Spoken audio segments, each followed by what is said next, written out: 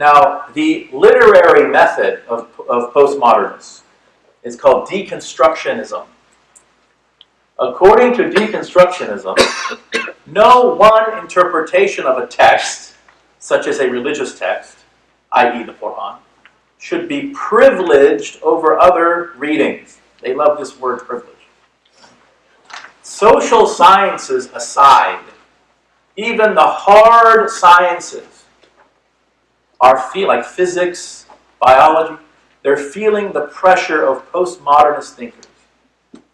There's a French feminist philosopher named Irigaray. She said, get this, you can't make this stuff up, folks. The equation E equals MC squared is sexist.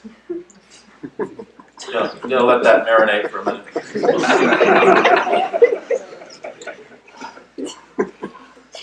What? Why? Because it privileges the speed of light over other light. Apparently there are now an infinite number of genders.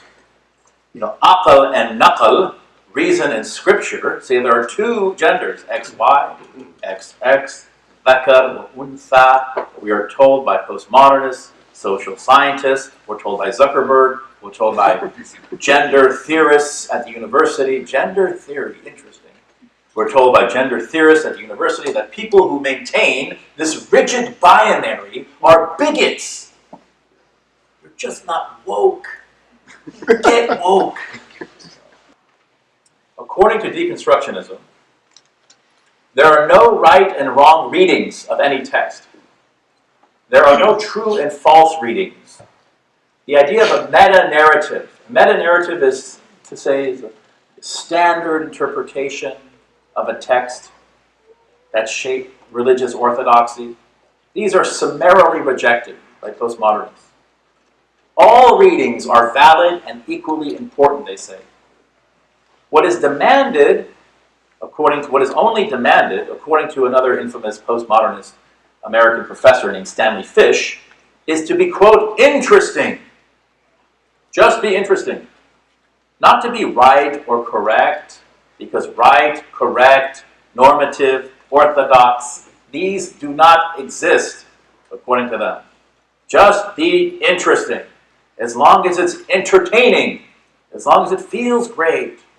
So now we have in religious departments and seminaries a method of interpretation known as radical hermeneutics. Radical hermeneutics of sacred texts, like queer hermeneutics. For example, you have Muslims in the seminary justifying homosexuality based on the Quran. I don't know how on earth one would even do that, but they managed to do it somehow. They say things like, no, the Quran is not forbidding homosexual acts. It's only saying not to rape each other.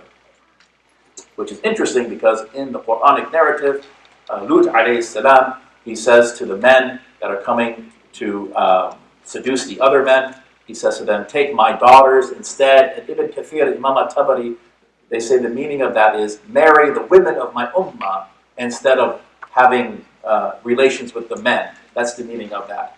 If the Quran is only denouncing their rape, then what is Lut alayhi salam actually saying? Rape my women, rape my daughters instead of the men? No, that's not what he's saying. But this is, as long as it's interesting, don't worry about contradictions.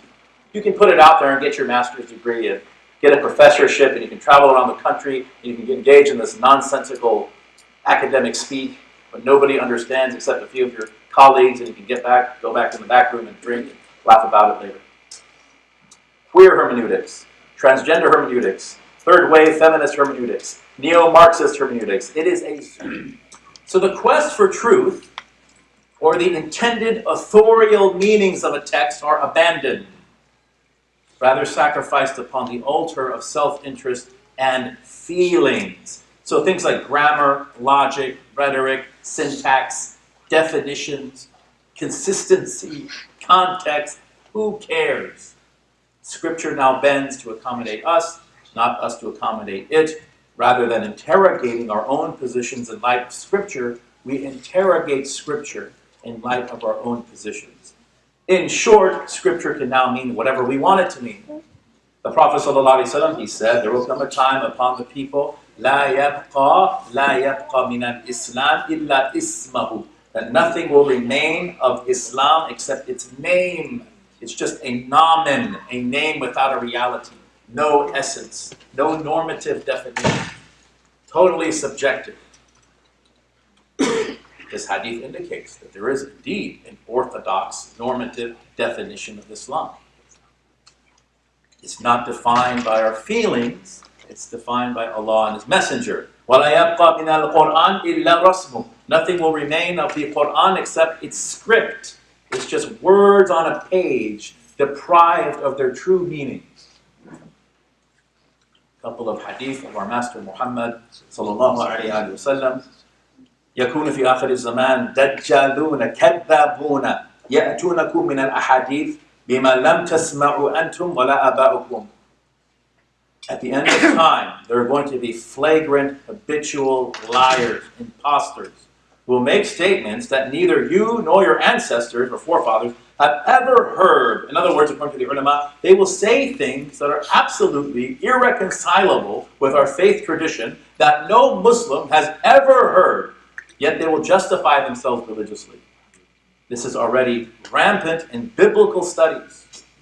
I have an MA in biblical studies. My former academic advisor, who is now the director of New Testament studies at the College of the Holy Cross, a Jesuit school on the East Coast. This man said, and there's a huge uproar about it, he said, I'm not going to say, but one of the greatest prophets, he said, was, quote, a gay, gender-fluid drag king.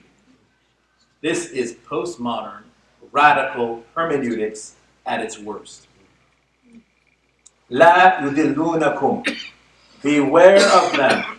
Wala yuftinunakum. Lest they misguide you or involve you in their fitna. What is the role of the ulama during this troublesome time? The hadith al-Bayhaqi.